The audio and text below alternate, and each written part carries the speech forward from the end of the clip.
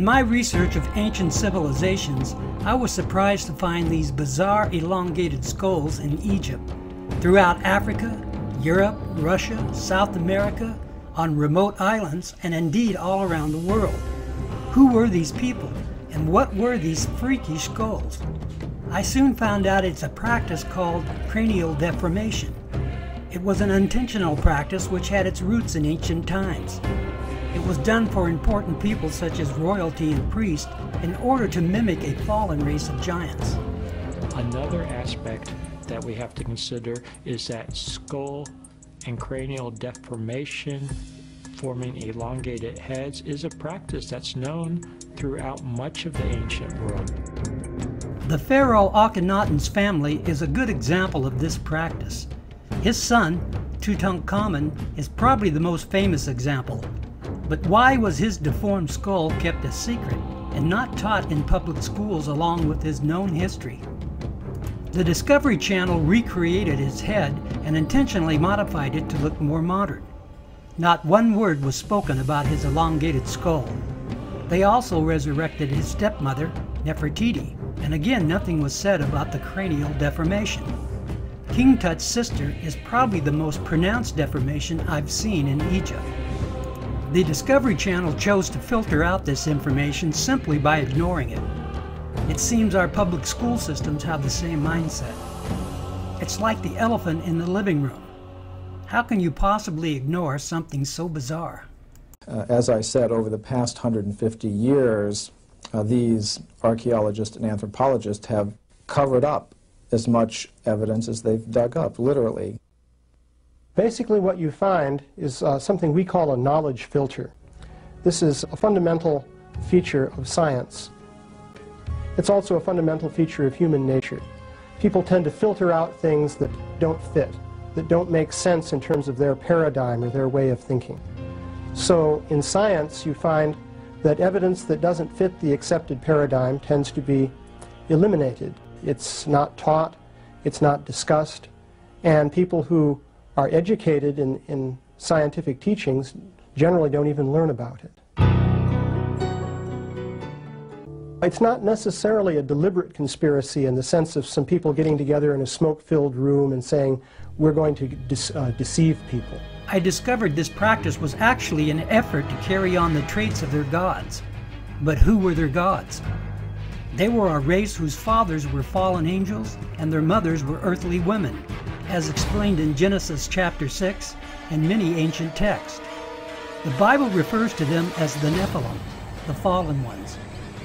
The Mayans credited Kukulkan for their knowledge of astronomy. He was a giant all-knowing god and bore no resemblance to the dark-skinned Mayans. The Maya described Kukulkan as a tall Caucasian man with long flowing silky white hair and beard and blazing deep blue eyes.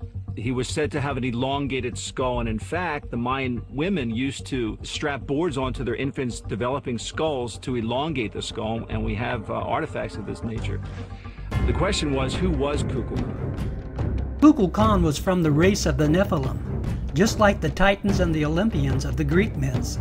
Cultures all around the world have legends of the star people, the ones who came down from heaven and created a race of giants. In Sumeria, they were called Anunnaki. We know them as fallen angels, called the sons of God in Genesis chapter 6. When people began to multiply and daughters were born to them, the sons of God saw that they were fair, and they took wives for themselves of all that they chose. Genesis 6:1.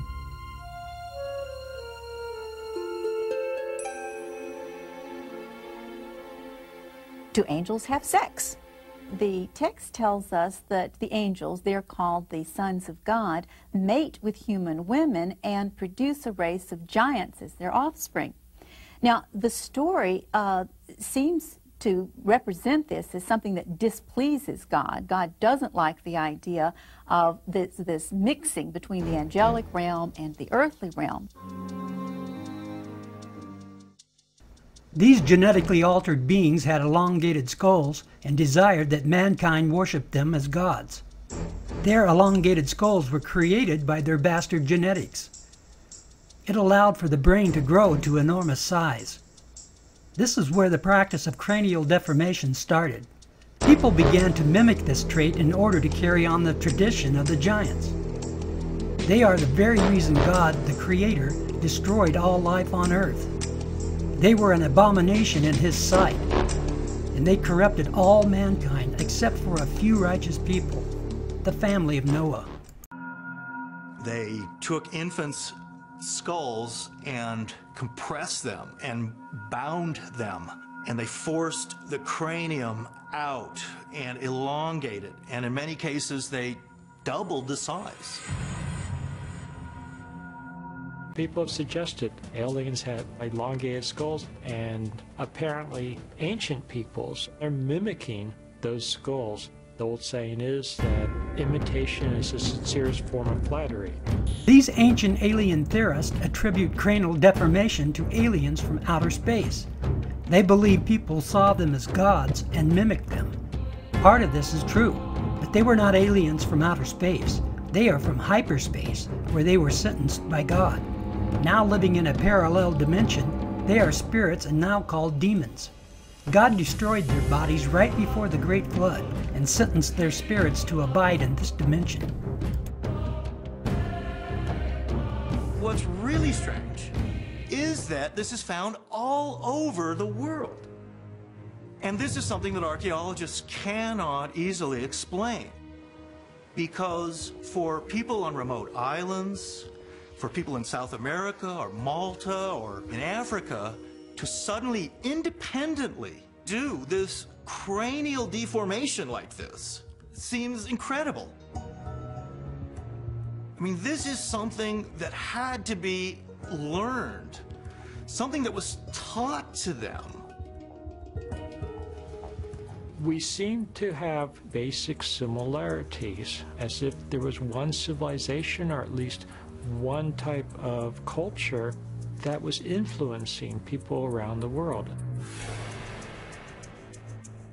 I find it more and more difficult to believe what I was taught as an undergraduate, that all these different cultures just coincidentally came up with the same concepts independently of each other. These ancient alien theorists are right. This is a learned behavior. The practice of cranial deformation dates back to the antediluvian age. The Nephilim giants created this practice all around the world. We know a few of the giants, at least one, escaped the flood and was allowed to live with mankind, but was severely restricted now. When God separated men during the Tower of Babel episode, this learned behavior followed man throughout the world. It was especially prominent in the Americas, where the Nephilim were still worshipped as gods. The Paracas History Museum in Peru has one of the largest collections of elongated skulls. The Incas created some of the most deformed ones. These skulls are testimony to our ancient past and the bizarre story of the Nephilim. Something most people can't accept because it defies what they have been taught. God destroyed the Nephilim's bodies because of the corruption and rebellion. He also brought judgment on their fathers, the fallen angels. These skulls should serve as a reminder of a disobedient race and their eternal judgment. Christ is returning for those who love Him.